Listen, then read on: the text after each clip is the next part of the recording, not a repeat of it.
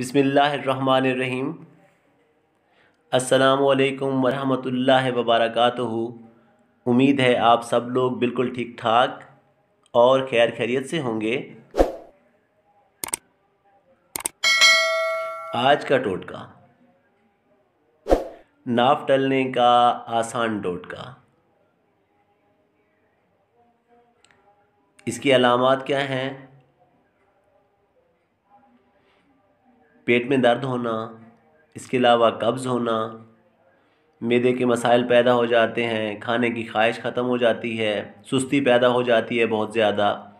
इसकी वजूहात में ये हैं कि सख्त मेहनत करना, ज़्यादा वज़न उठा लेना, बेवक्त खाना खा लेना, ठोस ग़िज़ाएँ खा लेना।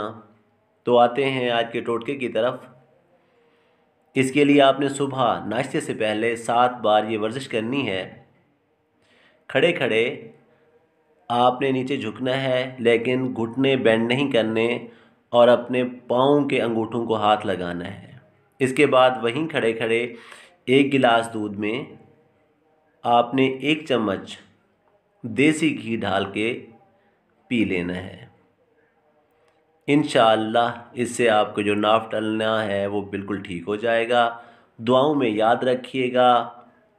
अल्लाह हाफिज़।